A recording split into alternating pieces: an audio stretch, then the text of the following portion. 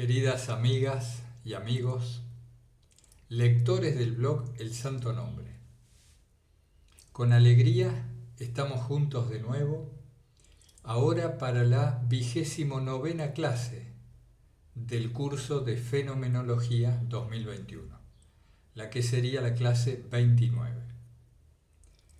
Tenemos ahora sí varias consultas, varios temas que abordar. Ya los hemos tocado en otra oportunidad, pero gracias a las preguntas de ustedes y a los comentarios, descubrimos que ha faltado este aspecto o este otro, esta faceta que destacar. Y sobre todo siempre buscando la utilidad práctica que la comprensión de cierto automatismo pueda tener. En este caso, el ya famoso tema de la imagen de nosotros mismos, que en fenomenología del psiquismo humano es ciertamente un tema importante.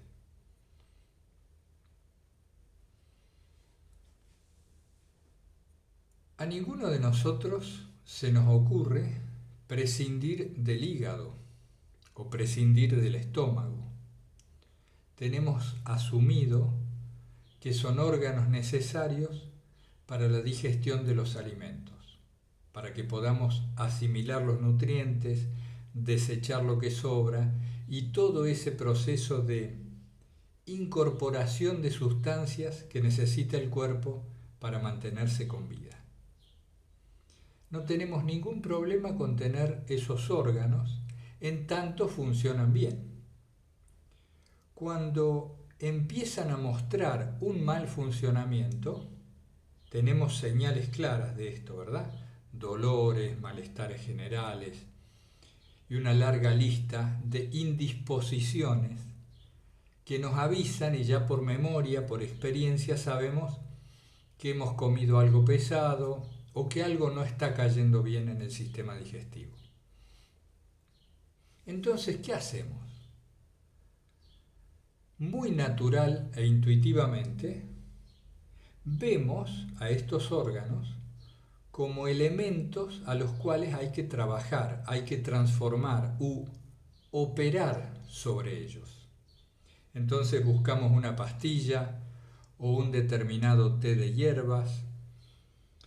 Llegado el caso, hacemos una analítica con el médico que analice las sustancias para ver qué se está segregando de más o de menos, etc. ¿Qué quiero decir? Nos ponemos intencionalmente, es decir, dirigimos de forma precisa nuestra atención hacia la modificación del órgano de que se trata. Por lo tanto, lo vemos como un objeto que nosotros, sujeto, percibimos, aunque esté en nuestro cuerpo, se nos presenta como un objeto percibido, y entonces trabajamos sobre él.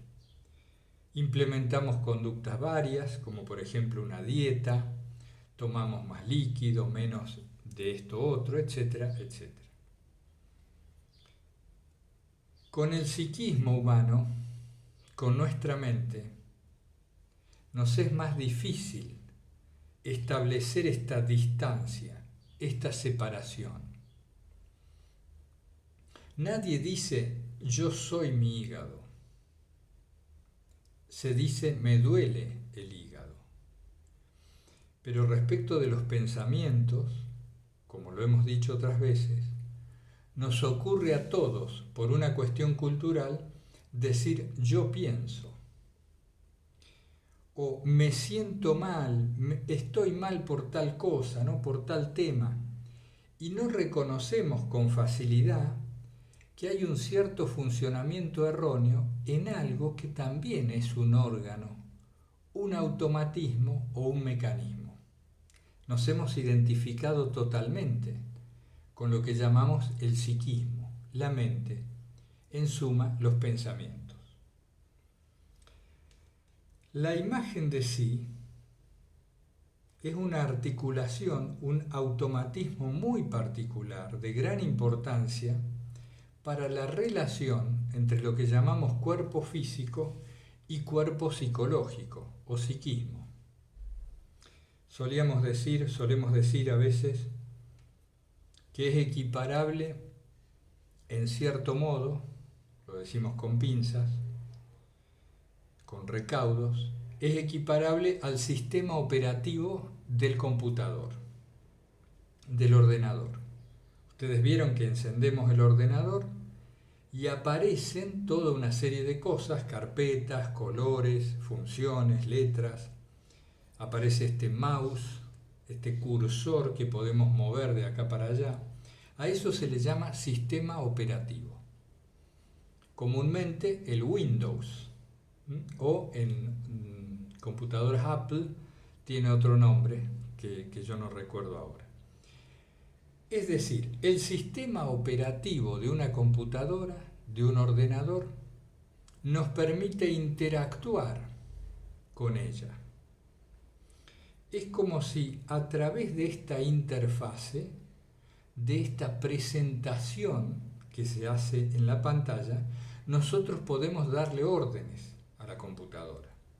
Que nos presente en la pantalla tal documento, que se conecte a internet y vaya a tal sitio, que nos muestre una foto, o podemos ver una película, etcétera, etcétera. Sin estas carpetitas, quienes ya tenemos muchos años encima del cuerpo, recordamos una época en que estas carpetitas no existían. Había que escribir una serie de comandos muy complicados, que hoy nos parecerían complicados, que se llamaba Sistema Basic o Idioma Basic, para que la computadora hiciera alguna cosa. Les hablo a principios de los 90 aquí en Argentina. Quizá en otros países ya había empezado el famoso Windows 3.1. Pero bueno, me estoy yendo por las ramas debido a mi fascinación y mi gusto por estos aparatos. Al haber carpetitas, estos iconitos, estos dibujitos, se nos facilitó la tarea. Y todos intuitivamente empezamos a manejar esta cuestión y nos comunicamos en cierto modo con el ordenador. Esta interfase, esto que conecta la mente y el cuerpo, tradicionalmente se llama el yo. Otros le dicen el pequeño yo, el falso yo porque no es el verdadero sí mismo, etcétera, etcétera. Pero todos podemos verificar con claridad, con mucha claridad, es decir, tenemos experiencia personal de que cuando decimos yo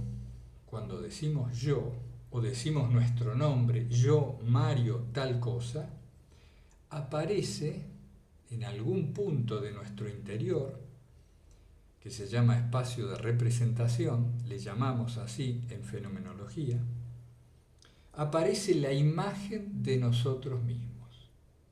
Esto es la imagen del yo. Esta imagen es precisamente la interfase, lo que conecta cuerpo y mente. Aparecen órdenes, por ejemplo, pensamientos o imágenes de cierta conducta, y se conecta esto con la parte motriz del cuerpo y nosotros hacemos cosas, nos movemos, hablamos, etcétera, etcétera. Profundizando un poco en lo que venimos hablando en vídeos anteriores, quizá de 2020,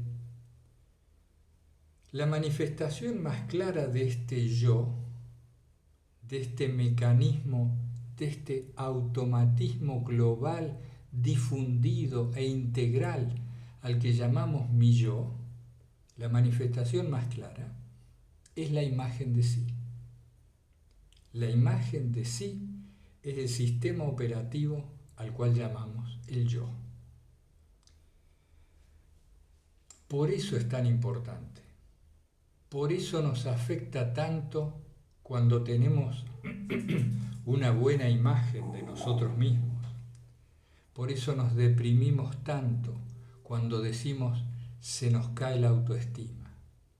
Ya no me quiero, no me valoro, no sirvo para nada. Y esto se manifiesta enteramente en la conducta. el tono vital, la fuerza con la que hacemos cosas disminuye, se nos ve encorvados, apagados, hablamos bajito, andamos por los rincones oscuros, como si pudiéramos escondernos de nosotros mismos.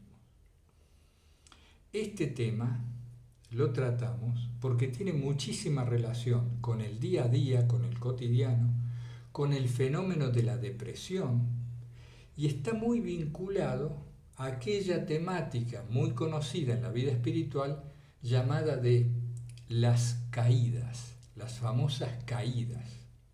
Está el asceta, el hombre que busca la elevación espiritual, o una persona de oración, está siguiendo una regla de vida, se dirige a un propósito determinado, ora a Dios, se afirma en una conducta cristiana, por ejemplo, etc.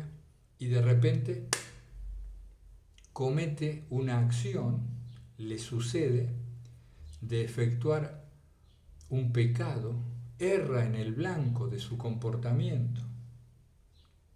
Y entonces esto repercute muy negativamente en la imagen de sí que venía teniendo de él mismo. Recordemos, amigas y amigos, esto es involuntario.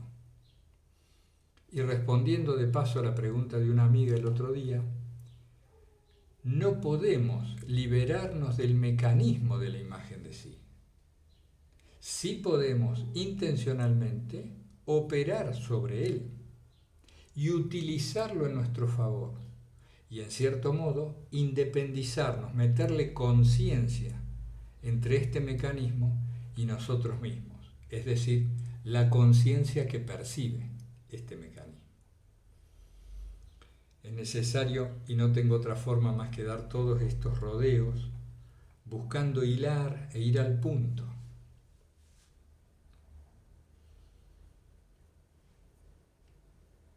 ¿Se acuerdan ustedes? Disculpen que lo diga una vez más, es necesario para quienes recién se incorporan.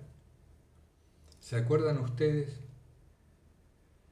que la relación de vasocomunicancia, esos dos elementos que están todo el tiempo en comunicación, que son mi escala de valores y el comportamiento observado por mis sentidos de mí mismo, estos dos elementos, al entrecruzarse y relacionarse continuamente en cada instante, también de inmediato van arrojando un saldo, positivo o negativo. ¿Te comportaste con coherencia o eres un incoherente? ¿Eres una buena persona? ¿Eres una mala persona? ¿Eres buen cristiano? ¿Mal cristiano? ¿Eres, por ejemplo, tenemos el valor de ser mansos, ¿no? Quienes somos cristianos, tenemos en Jesucristo el modelo de mansedumbre, la paz del corazón. Y resulta que observamos un comportamiento iracundo. Apareció la cólera y maltratamos a otro. Esto produce un saldo negativo, una contradicción fuerte entre escala de valores y comportamiento, y ese yo virtual, ese sistema operativo que está en el espacio de representación, hace así, ¡pum!, se achica, inmediatamente. Produce una contracción en la imagen, en la representación de este, que se percibe de inmediato en toda la periferia corporal, de inmediato. Es como si la energía o la sangre, aunque no debe ser solo esto, ¿no?, dejara de inervar con potencia la periferia de la piel y se sumergiera. La fuerza vital se va hacia adentro, se oscurece. Hacemos un empequeñecimiento. En suma, una pérdida de fuerza. Esto es muy útil. No hay nada que esté mal hecho en el cuerpo y en la mente. Solamente los usamos o no estamos conscientes de la finalidad que tienen, y de ahí los problemas que derivan de estos automatismos. Sencillamente se nos avisó, oye, hay contradicción, no debes comportarte así si es que vas a adherir a este sistema de valores. Cambia tu conducta o cambia tu sistema de valores. Ahí se abren otros temas también, ¿no? Ese autoengaño que frecuentemente utilizamos, la vía del menor esfuerzo, y en vez de arrepentirnos y de reconocer nuestra incoherencia, se producen autorrelatos que dicen, bueno, en realidad no siempre hay que ser manso. Hay ocasiones en que se justifica tratarlo mal al otro y bla, bla, bla, y más o menos, si el autorrelato es eficaz, se acomoda un poco la imagen de sí, pero es muy superficial este acomodo. El autorrelato justificante transitorio de poco sirve, porque al otro día, pese a esa novela que nos hemos contado, que la mente nos contó, al otro día seguimos sin fuerzas. Bien. ¿A qué íbamos entonces? Cuando nosotros advertimos un comportamiento erróneo y por ende la imagen de sí disminuye, nuestra autoestima baja y por lo tanto la fuerza vital nos hace sentir deprimidos, se ha subsumido, se ha ido bien adentro, hemos sufrido lo que se llama una caída. ¿Cómo podemos actuar sobre este mecanismo? Un modo, ya lo hemos dicho, es darnos cuenta de él, comprenderlo, etc. Bueno, es como que estoy mal del hígado, estoy mal de la imagen de sí, bueno, pero este automatismo tiene la particularidad de ser tan abarcante y estar tan enraizado, porque es la interfase misma, lo que conecta el cuerpo con la mente. Es tan arraigado que nos es muy difícil. Por lo tanto, algo que podemos hacer todos es trabajar y modificar como si se tratara de agarrar un destornillador, un martillo, un cortafierro, o mejor, herramientas más precisas de relojero, y operar sobre el automatismo. ¿Cómo se hace? Vamos al punto. ¿Has sufrido una caída? ¿Te sientes una basura? Porque el mecanismo te dijo, así no se actúa, eres contradictorio, modifica. Bien. Hay que empezar a elegir cualquier cosa para actuar con coherencia y empezar a restablecer la fuerza interior, mostrando en esta interrelación, escala de valores y comportamiento, mostrando una escala ascendente de pequeños actos que vuelvan a nutrir la imagen de nosotros mismos.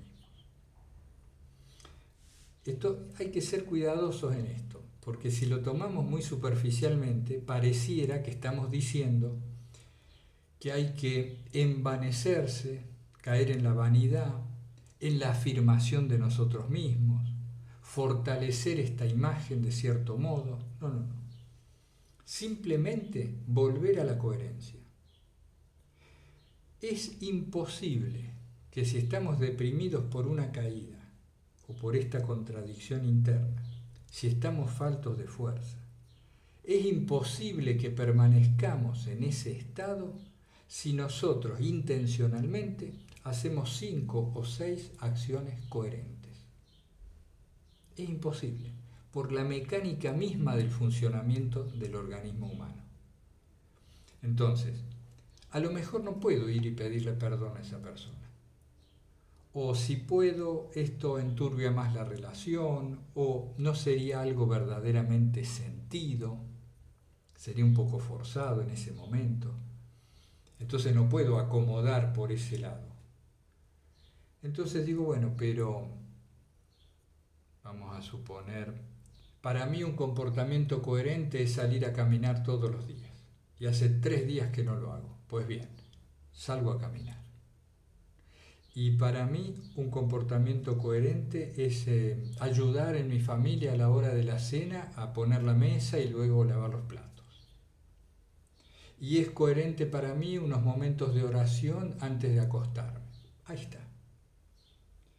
Efectúas esos 2, 3, 4 actos coherentes, aunque no tengan nada que ver con lo que motivó la caída, y dime luego si no se ha modificado ya esta relación interna que te brinda una representación de ti mismo distinta y por lo tanto te aporta fuerza vital.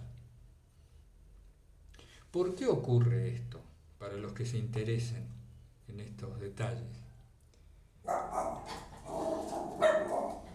ellos les interesa, parece bastante. Porque cuando uno tiene la imagen de sí como la tiene que tener, es decir, que la propia imagen coincida con los límites del cuerpo, la interfase está alineada, perfectamente alineada. Imagínense, el desalineamiento de la imagen de sí es como cuando uno ve esas películas medio corridas, o cuando la computadora está mal conectada a la pantalla, el monitor, y entonces se ven líneas y se mueve la imagen, no hay nitidez, no hay una buena resolución. Eso es la imagen de sí en un estado inadecuado. En cambio, enchufamos bien todos los cables, los circuitos, y usted dice, qué persona segura de sí misma, ¿no? Mirá, qué persona segura de sí misma. Habla con confianza o se comporta con seguridad. Es simplemente la imagen de sí puesta a tono con la periferia corporal. Hay un alineamiento. Esto, por supuesto, es independiente de la escala de valores. Puede haber alguien que tenga una escala de valores horrorosa o terrible, como ha sido el caso de grandes dictadores, famosos dictadores, que tenían la imagen de sí muy adecuada. Había perfecta coincidencia entre los crímenes que cometían y lo que pensaban, la escala de valores que tenían. Por eso estamos hablando solamente de la funcionalidad del mecanismo y no de los contenidos que hay que agregar en este mecanismo, es decir, los valores que nosotros sabemos nos conducen al corazón, a la buena humanidad y a un estado ecuánime, etcétera, etcétera. Entonces, el envanecimiento es un proceso en el cual la persona involuntariamente, inconscientemente, ha detectado la satisfacción, es decir, la cara del ser, la sensación positiva que brinda una imagen de sí en consonancia, en acuerdo interno. Esta persona lo ha detectado y entonces anda buscando con su conducta generar todo el tiempo una mejor imagen de sí. Por ejemplo, habla con los demás y les dice, ¿viste lo que hice? Yo gané el partido. ¿Viste?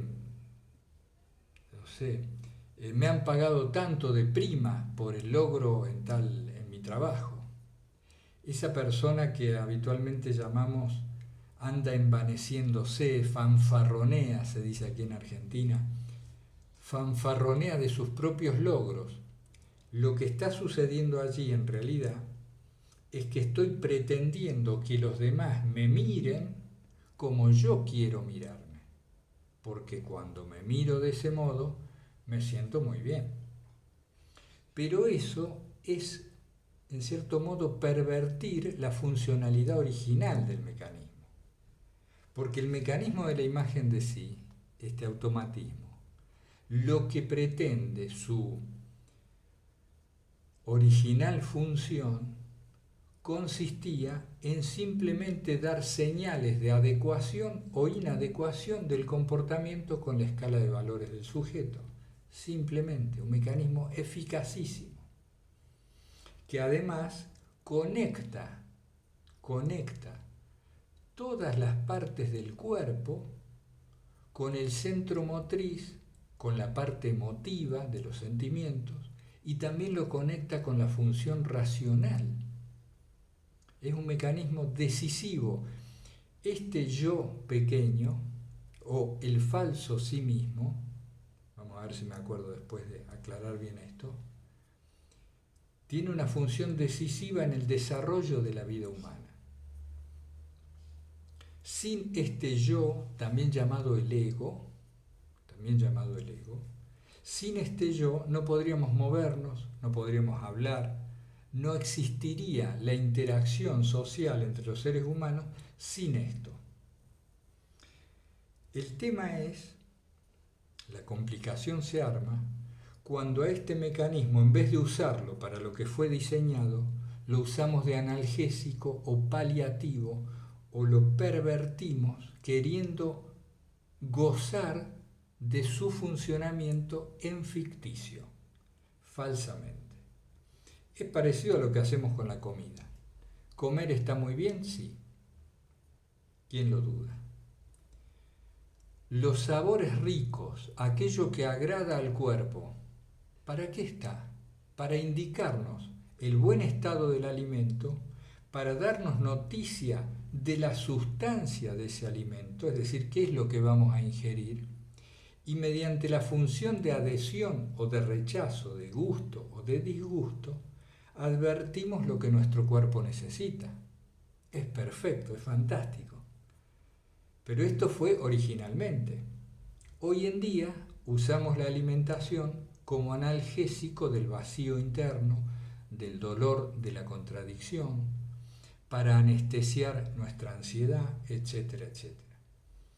Y empezamos a cargar de sabores ficticios a los alimentos, recubriéndolos de montón de condimentos, para que se genere en nosotros la falsa apariencia del sabor original y de la función original del mecanismo. Creo que sirve el ejemplo, ¿verdad? Con la imagen de sí es lo mismo. Lo que nos tiene que servir para saber si estamos alineados y coherentes entre lo que pensamos y sentimos, es decir, nuestra escala de valores y la conducta, lo que nos tiene que servir para eso, se ha tornado un mecanismo de vanidad, de orgullo, de soberbia, de autosatisfacción, una especie de onanismo psicológico. La imagen de sí muchas veces se transforma en onanismo psicológico, que tiende a estar permanentemente situando una mirada que parece exterior, catalogándonos a nosotros mismos de continuo, para generar sensaciones agradables, insisto, ficticias. La mayor externalización de esto, la mayor manifestación en el mundo externo de este mecanismo, es la famosa selfie, del pseudo-mecanismo, ¿no?, de esta falsedad. La famosa selfie, donde las personas se retratan a sí mismas en distintas posturas, en distintas actitudes y entornos, para poder mostrarle a los demás y entonces verse a sí mismas desde aquella mirada ajena. Cargarse a sí mismo de brillo. Por eso es bueno diferenciar este falso sí mismo del verdadero sí mismo, o el yo periférico del yo profundo. Si queremos rastrear en nosotros aquello de verdadero, tenemos que ir bien adentro, a lo profundo, y darnos cuenta que no somos las funciones. Tenemos que advertir que nosotros no somos las funciones. Y esto, aunque nos cuesta asumir por cultura, es muy fácil de verificar. Nos damos cuenta claramente que aquello que observo no soy yo. Yo soy el que está observando aquello.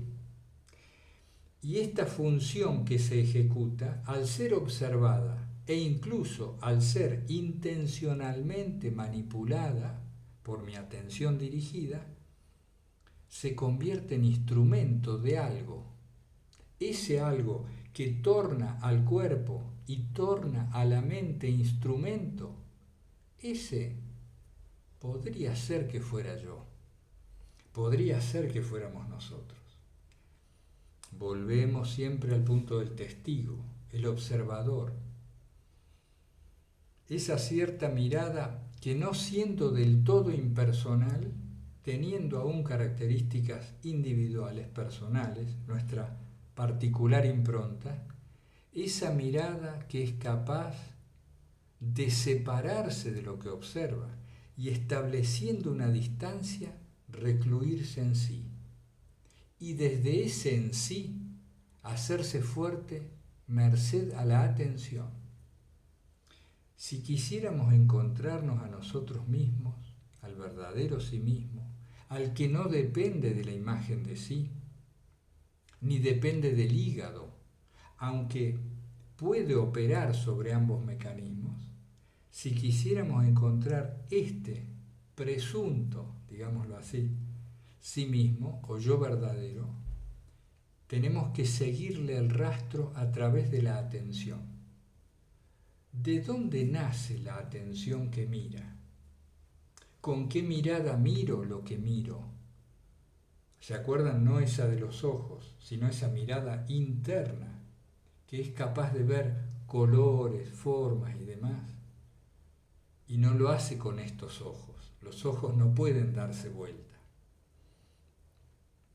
En la base de esa mirada interior podría estar lo que no sería un simple automatismo, lo que sería de raíz un sí mismo, al que nosotros le llamamos el Hijo de Dios, emparentándolo con la enseñanza de Filocalía, la enseñanza cristiana bíblica o la enseñanza que está en las Sagradas Escrituras. Decimos que este sí mismo, es aquel espíritu que fue insuflado por Dios, por el Creador, en la materia, por lo cual ésta se tornó viviente, materia viviente, un ser viviente. Formó al hombre de la materia, dice el Génesis, en uno de sus relatos de la creación, formó al hombre de la materia y le insufló su espíritu para que fuera ser viviente y no una simple materia inanimada. Este Espíritu de Dios, este Hijo de Dios, esta chispa divina, al decir de otros místicos, de otros teólogos, filósofos, es la que mira. Y es capaz incluso de mirarse a sí misma cuando se recoge íntimamente en lo profundo del alma, bien adentro del corazón. Bueno, a ver si me queda algo sobre este tema.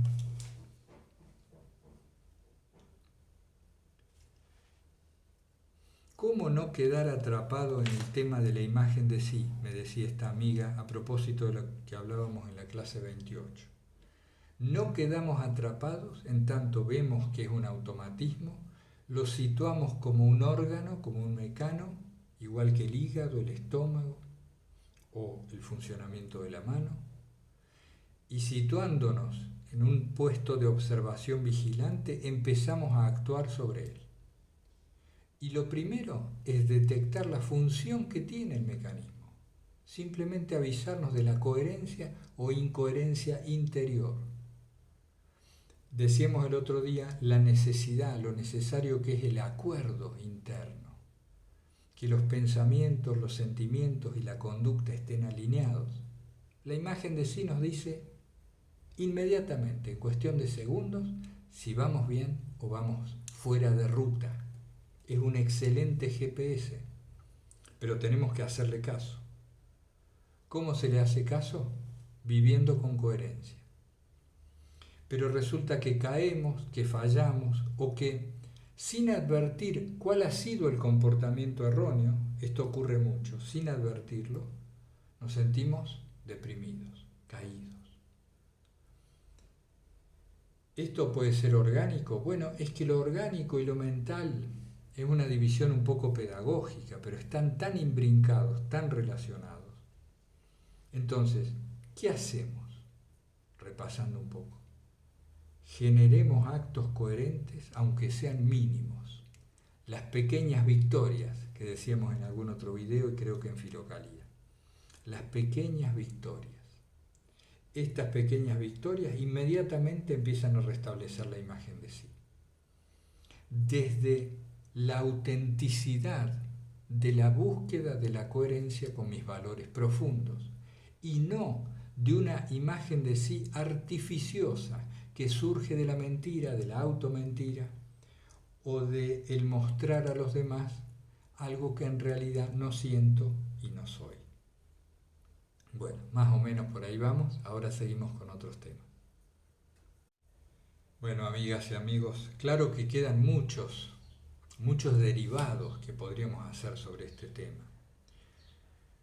Por ejemplo, uno de los problemas más serios que tenemos como cultura, como sociedad humana, como colectivo social, es esta cuestión de valores que podemos llamar decadentes o meramente periféricos, totalmente externalizados, que se difunden a través de los medios masivos de información o de comunicación, o medios masivos de contaminación,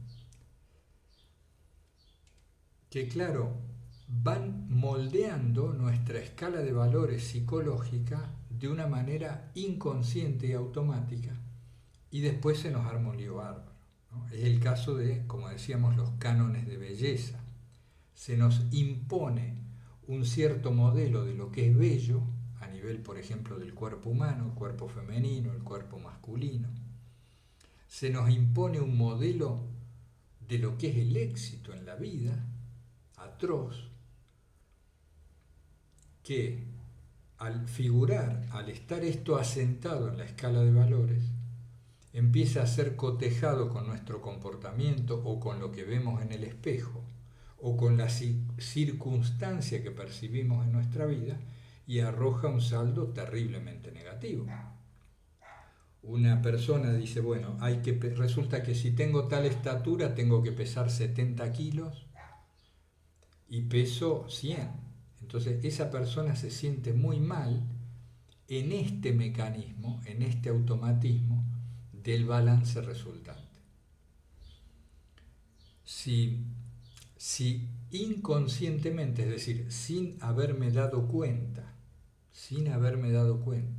se ha instilado en mí un valor que dice que la vida humana vale según lo que tienes, en función de lo material, o según de los seguidores que tienes en Instagram o en TikTok, no sé en dónde, o según cuántos libros vendes o cuántos productos de tu negocio, etcétera, etcétera, cuán conocido eres.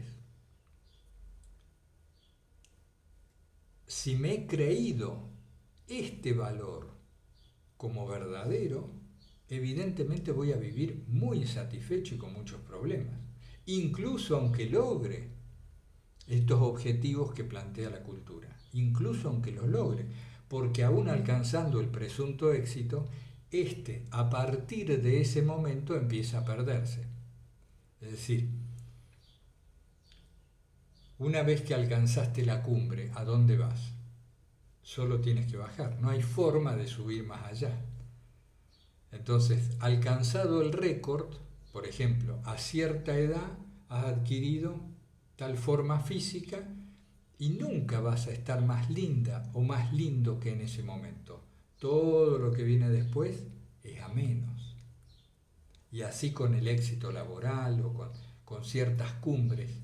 Cuando el punto se ha puesto en lo externo, en la aprobación ajena o en cualquier cuanticualidad externa. Distinto es cuando situamos, y por eso decíamos alguna vez, cuando podemos trabajar en el ordenamiento y resituación de nuestra escala de valores, eligiendo valores profundos, humanos, no fugaces, trascendentes, que den sentido a la vida. Es distinto, entonces. También se puede trabajar sobre la escala de valores. No solo podemos operar, actuar sobre la imagen de sí, generando actos coherentes que se adecúen a ella, a esta escala, sino que también podemos, como un sutil, preciso y amoroso relojero, acomodar nuestros valores con conciencia. ¿Cómo se hace esto? A ver, de tu trabajo, del trabajo humano en general, ¿qué valoras? ¿Valoras cuántos lo aprueban? ¿Valoras los likes, los seguidores, el dinero que recoges merced a tu trabajo, etcétera? O, por ejemplo, valoras todo trabajo efectuado con humildad, poniendo lo mejor, lo que se hace amorosamente, buscando la impecabilidad, tratando de servir al Creador y a tus semejantes, aceptando lo que te ha tocado y agradecidamente devolverlo mediante tu conducta. Esos son valores, por ejemplo, que no están expuestos al éxito o al fracaso. No están expuestos. Porque aún cuando en mi trabajo no me adecúe perfectamente a estos valores que adhiero, puedo ir hacia ellos. Son valores que no caducan. Es decir, cada día puedo intentar ponerlo mejor. Y no hay una cumbre en ello. La vida es infinitamente variada y en tanto depende lo que yo pongo en las cosas, esto trasciende lo temporal. Distinto es, alcanzaste 100.000 seguidores, ya vas a ver cómo empiezan a bajar si no mantienes la vara tan alta como hasta ahora. Es distinto, porque estás dependiendo de algo que no es tu atención ni es tu intención. En cambio, si cualificas tu conducta, tu trabajo, en base a valores permanentes que necesiten solo de ti y no de nada de afuera, esa escala de valores se va a ir remoldeando y haciéndote la vida más fácil, mucho más tranquila, más serena. Porque no vas a perseguir logros externos. Y estas virtudes, estos valores, son un proceso que da significado a la vida, la llena de sentido. Entonces, ahí tenemos, creo, una más o menos síntesis, un resumen de cómo podemos actuar sobre este mecanismo tan abarcante de la imagen de sí, que fue creado originalmente para dar señal de la contradicción interna y que hemos desvirtuado como cultura, envaneciéndolo, haciéndolo ficticio, generando un comportamiento coherente, aún en la más profunda de las caídas, buscando un pequeño acto que sea coherente, y otro más, hasta que ya ahí empezamos a respirar y se adecua mejor. Y también prestando atención vigilante a la escala de valores desde la cual estoy mirando el mundo y me estoy mirando a mí mismo.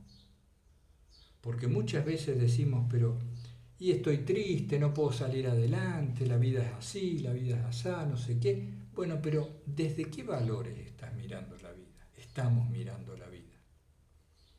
¿Desde qué escala de valores? ¿Y de dónde sale? ¿De dónde viene a suceder que dicha escala de valores ha sido incorporada en mí? Por eso es tan importante los alimentos de los que nutramos a nuestra mente. La escala de valores es una configuración mental. ¿Qué noticias ves? ¿Qué medios lees? ¿Qué videos ves? ¿Qué libros lees? ¿A quién escuchas? ¿Por quién te dejas influir? Alguien decía a principios del siglo XX que era muy importante, una cosa decisiva era elegir la clase de influencia a la que uno iba a quedar expuesto. Creo que es Pedro Ouspensky, Peter Ouspensky, discípulo de Gurdjieff, que escribió fragmentos de una enseñanza desconocida, que tiene algunos capítulos muy interesantes. Pero sobre todo en fenomenología usamos un pequeño librito, estoy haciendo memoria, acerca de la posible evolución del hombre. Un pequeño librito que tiene mucho que ver con esto de los automatismos. Y él decía que era muy, muy importante elegir a qué influencia iba uno a quedar expuesto. Porque de este modo estamos alimentando a la mente y por lo tanto los valores desde los cuales miramos el mundo. Bueno, me voy a extender, pero son las últimas 2 clases del año.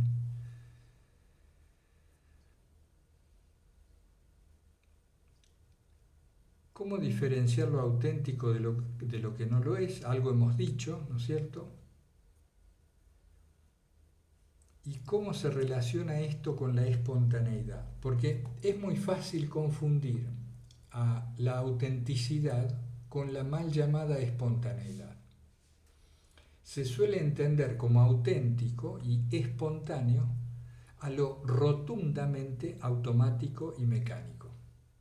Es decir, por ejemplo, si me dejo llevar por las pasiones del cuerpo y por las apetencias de la mente, si me entrego a la esclavitud contento, por decirlo así, voy a resultar en una persona sumamente espontánea y parece auténtica, es decir, no se reserva nada, todo lo que se le viene a la mente lo dice, todo deseo lo trata de llevar a cabo, ¿no es cierto? Ese es el espontáneo.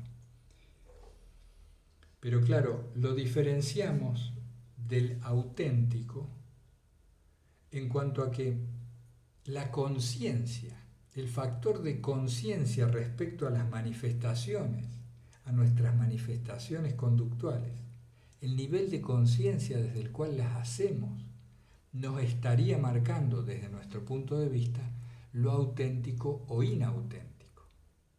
Porque lo periférico, mientras más periférica es una manifestación, menos representa al yo profundo, que es lo auténtico, que es la verdad de mí mismo, ese testigo o chispa divina, o por lo menos nos acercamos a él.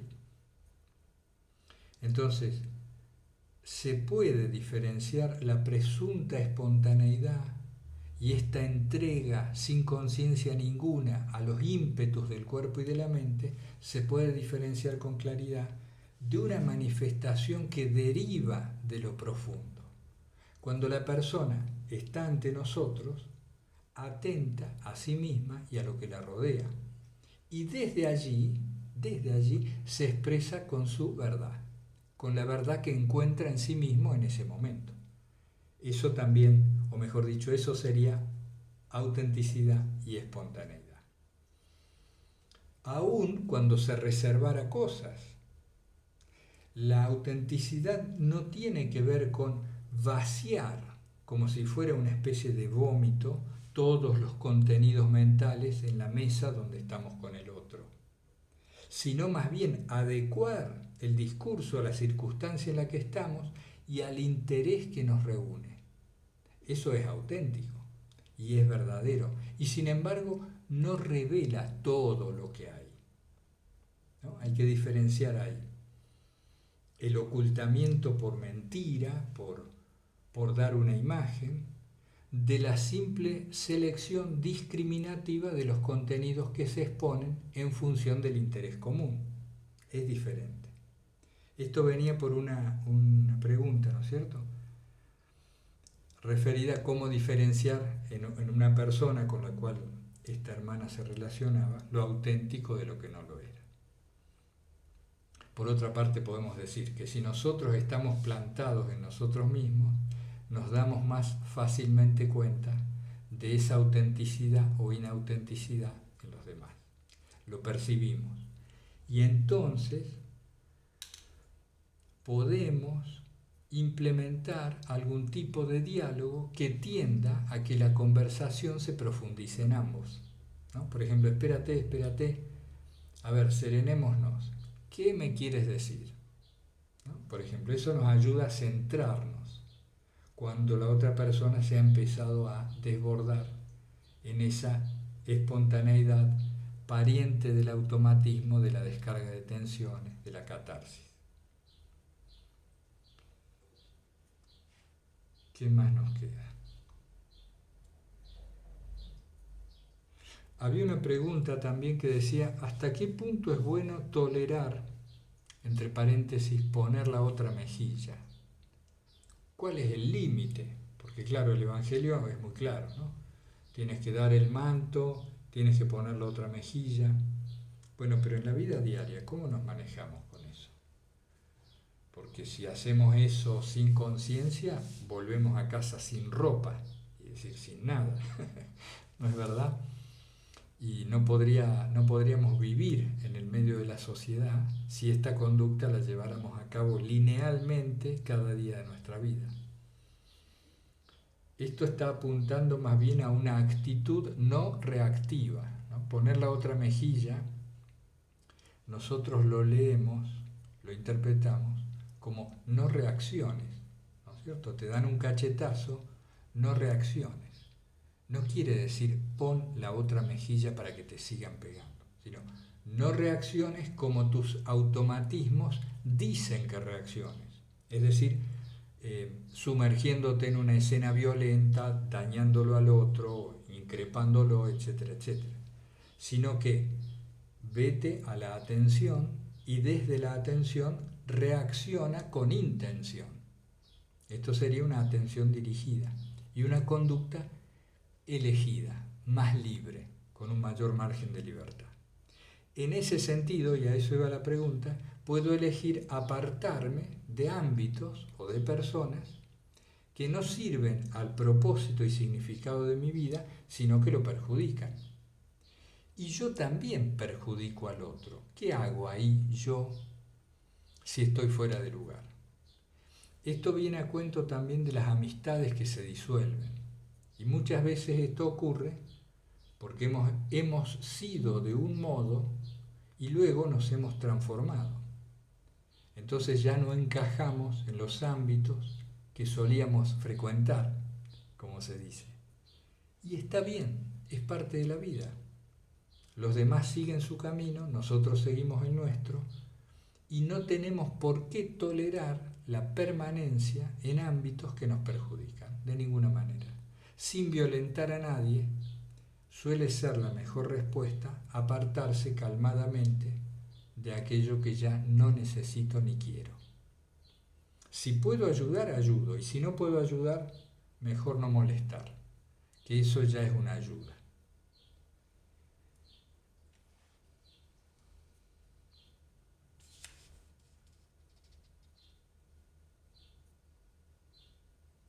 Bueno, yo hoy no me quiero extender demasiado porque si no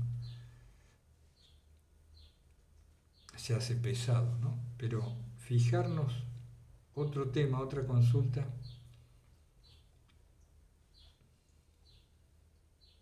Tenemos que fijarnos, un buen método es fijarnos cuáles son nuestras posesiones.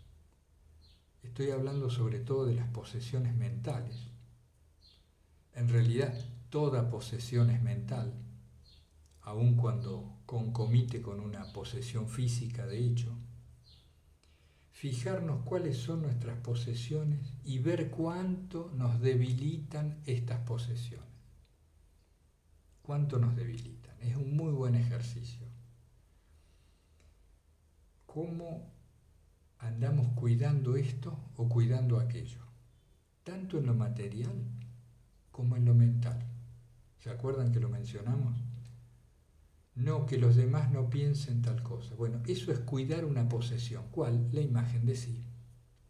Yo quiero que los demás tengan de mí la imagen que yo quiero que tengan de mí, que además coincide con la imagen que yo quiero tener de mí. Parece un trabalenguas tremendo, pero es sencillo en realidad. Eso es una posesión mental. Una posesión mental puede ser un objetivo. Yo quiero tal cosa a futuro, ¿no? Quiero comprarme una casa en tal lugar. Y este acto, que podría ser expresión libre de un anhelo profundo, como una dirección de vida, termina siendo un acto apropiativo, posesivo, que contamina toda mi acción conducente al logro de ese objetivo. Que aun cuando lo logre por fuera, lo he realizado con un grado de infelicidad que después se va a manifestar también en la nueva casa. Es importante el hacer desposesivo. Un hacer poniendo todo el énfasis en el modo en que realizamos las cosas y no en el resultado. ¿Por qué? Porque el resultado viene por sí mismo cuando ponemos lo mejor en lo que hacemos. Ocúpate de las cosas del cielo, que lo demás se dará por añadidura. Aplica también a esto, a nuestra conducta. ¿Y dónde ponemos el énfasis? La ventaja del hacer desposesivo es que como no quiere nada, no necesita nada, no está expuesto al fracaso. Y ese modo de emplazarse, de ser y de estar, nos regala una gran libertad, una amplia respiración. Y cuando aparece la preocupación, rápidamente disminuye o rápidamente podemos manejarla, desecharla, por la escasez de posesiones. Entonces, respondiendo a eso, fijarnos como ejercicio cuáles son nuestras posesiones, sobre todo las mentales, y ver de qué modo nos debilitan. Porque podría haber alguien que tuviera muchas posesiones materiales y no las poseyera con su mente. Es decir, no le atribuyera a estos objetos la facultad de hacerlo feliz. Cuando atribuimos, le damos el poder a un determinado objeto de hacernos felices, hemos quedado esclavos y ahí tenemos la mejor muestra de lo que se llama la posesión, la dependencia de algo. Esto nos ocurre mucho con las personas. Si no estoy con tal persona, no puedo ser feliz. No puedo vivir, dice el tango.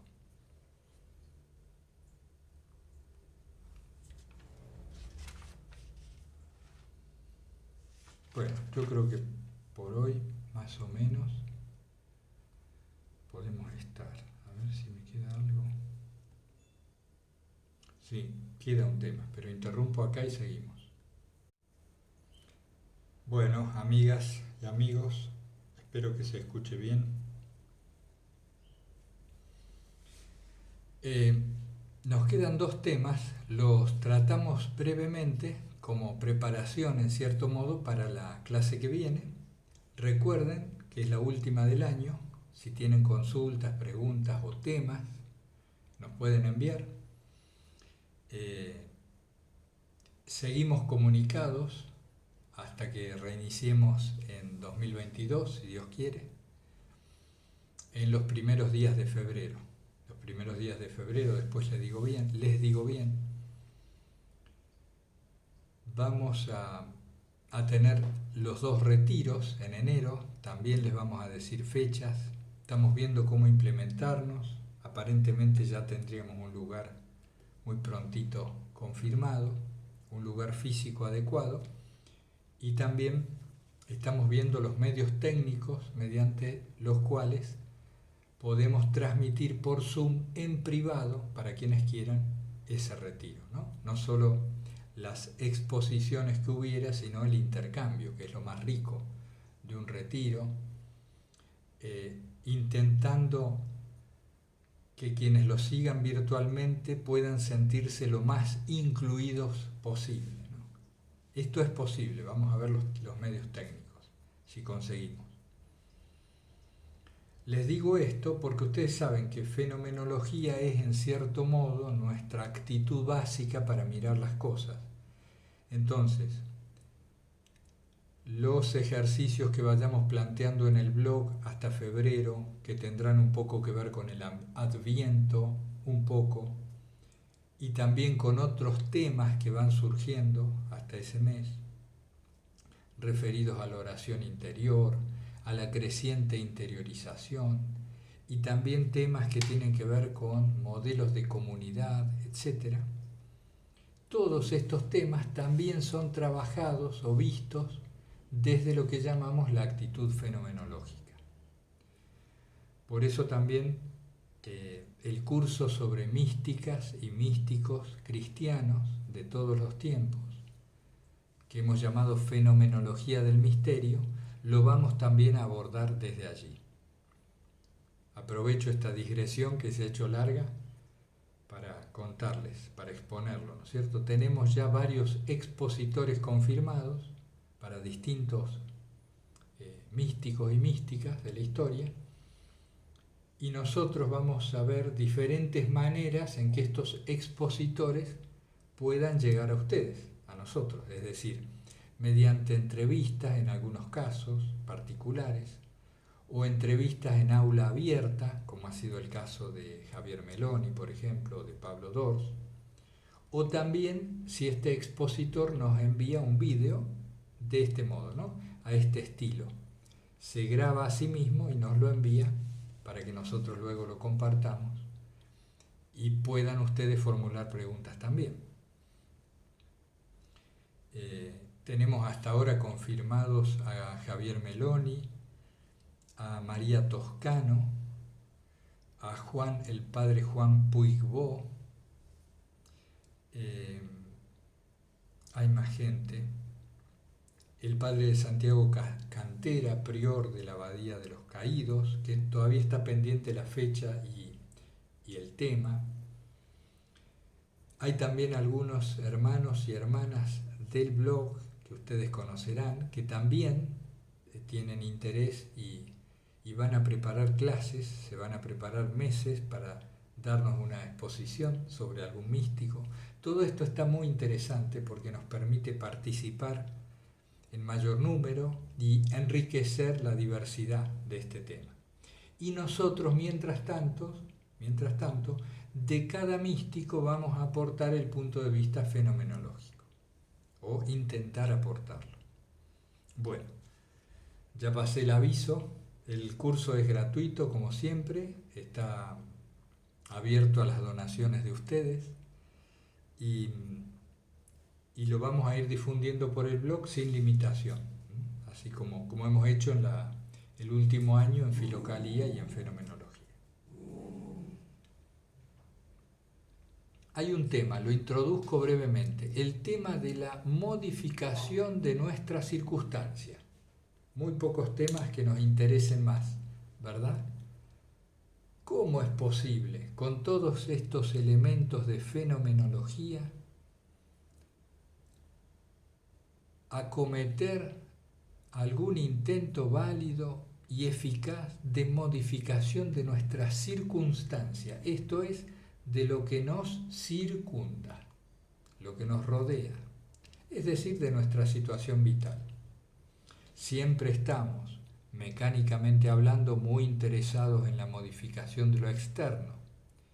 Y decimos, no, hay que irse para adentro, hay que modificar lo interno, etc. Bueno, pero a ver, ¿cómo es esto con precisión? Establezcamos algún parámetro y después avancemos hacia ello. También continuaremos en la clase que viene. Una circunstancia es, según la miro, una circunstancia no es objetivamente de este o de aquel modo, sencillamente porque para que una observación fuera objetiva, debería ser observada por algo o alguien que no fuera un sujeto. Es decir, la existencia de un sujeto invalida cualquier presunta objetividad de lo que este sujeto observa. La mirada objetiva, literalmente hablando, la mirada objetiva, es decir, libre de tendenciosidad, libre de sujeto o de subjetividad, libre de influencia del observador sobre lo observado, la mirada objetiva correspondería en teoría solo a Dios. Él sería el objetivo, el supremo objetivo que puede mirar objetivamente. Por supuesto, como es obvio, todo esto es teórico, es fruto de la intelección de la mente, ¿no es cierto? Todo sujeto es subjetividad, es decir, tiene una vida debajo, una vida interior, y desde esa vida mira el mundo y mira las cosas, y por lo tanto las circunstancias. ¿Quién podría mirar objetivamente si no solo Dios, el que lo hizo todo? Este énfasis en el hecho de que toda mirada es subjetiva suele ser criticada o confundida con lo que se ha llamado un relativismo. Es decir, bueno, entonces todo es relativo, ¿no? Todo es relativo para ti o para esta mirada. Entonces todo vale, nada importa, porque todo depende del punto de vista del que lo mira, entonces da lo mismo robar que trabajar, da lo mismo la violencia que la no violencia, el respeto a la vida que el irrespeto a la vida, etcétera, etcétera. No. Nosotros decimos que toda mirada es subjetiva, lo que no quiere decir que uno no tenga una muy precisa escala de valores a la cual vincule intencionalmente esta mirada. En tanto yo mire conscientemente desde mi valoración profunda, estoy mirando la circunstancia del mundo de un modo no relativo, o mejor dicho, relativo tan solo a mi escala de valores. Puedo mirar cristianamente el mundo y puedo darme cuenta que lo estoy mirando desde el punto de vista cristiano y más aún desde el punto de vista en que el cristianismo se presenta en mí. Estoy consciente de esto. Al estar consciente de esto, ya no hay relativismo. Ese relativismo del todo vale. En todo caso, hay un relativismo hacia mi escala de valores. Todo lo filtro desde la escala de valores.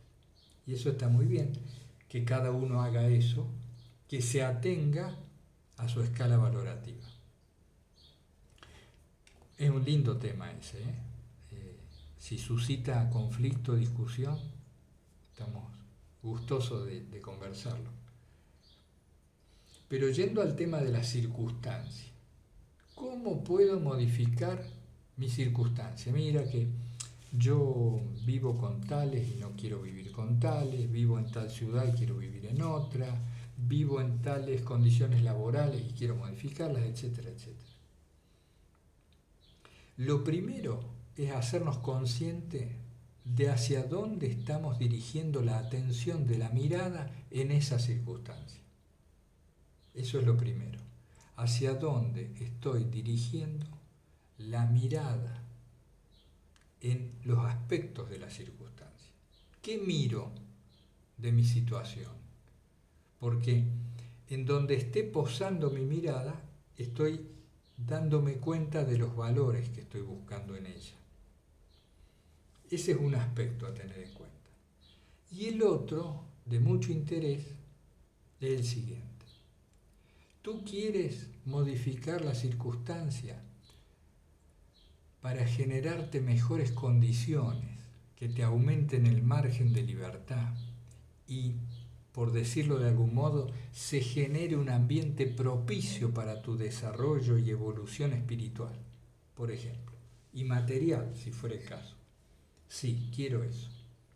Bueno, fijémonos qué atributos tiene que tener esa nueva situación. Entonces, por ejemplo, decimos, y bueno, yo quiero vivir en un lugar muy tranquilo, lejos del ruido. Quiero vivir en un lugar rodeado de naturaleza, ¿no? Le digo de verdad, creo que vamos a coincidir muchos. Y bueno, donde la interacción con los demás sea mucho más fácil y fluida porque seamos pocos, que no sea una gran urbe, ¿no? Que el bajo número de habitantes permita una interacción más personal. Mayor amistad, mayor... Bien, estos atributos hemos de generarlos en nosotros como primer paso para que luego, de modo natural y no forzado, se externalice en una circunstancia determinada. Este es el truco del fenomenólogo, por decirle así. Genera en ti las condiciones de silencio, genera en ti las condiciones de relación con otras personas en esos términos que pretendes fuera. Vincúlate con la naturaleza, por ejemplo, a como dé lugar aún en la ciudad. Bueno, te harás tu jardincito, las macetas en el balcón, cómo tendrás tus animalitos. Es decir, empieza a generar en ti mismo y en tu circunstancia actual esos atributos que pretendes en la nueva situación. Que si lo haces de veras, verás que aunque haya un cierto retardo, se va a externalizar por sí mismo.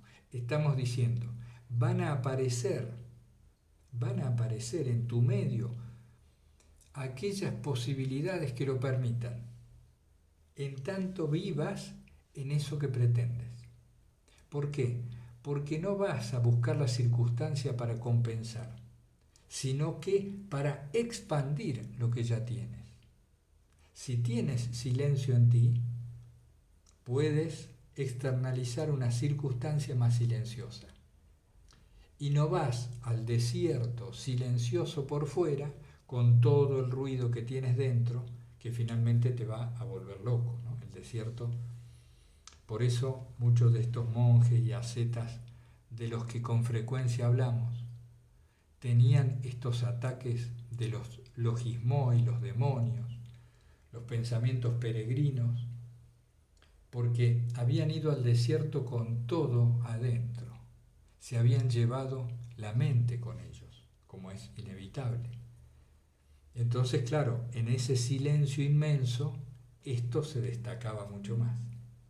Lo que a veces nos suele pasar al ponernos a meditar o a repetir la oración de Jesús, que en los primeros estadios todo el ruido y la mugre interna se hace mucho más notable. Bueno, ahí presentábamos este tema de las circunstancias y ahora sí, ya creo que terminamos. Para la otra clase les presento el tema nomás por si tienen preguntas referido a él. ¿A qué nos referimos cuando hablamos del centro del ser humano? Ya lo hemos tocado, pero vamos a darle duro, si Dios quiere, la clase que viene, tratando de verlo desde todas las facetas que aparezcan. ¿A qué nos referimos cuando hablamos del centro? Porque hemos dicho mucho, estar centrados, vivir centrados, volver al centro, etcétera, etcétera. Bueno, y es más que el testigo, ¿eh? Hay muchas más facetas, vamos a ver si las podemos abordar, como decimos, de verdad, si Dios quiere.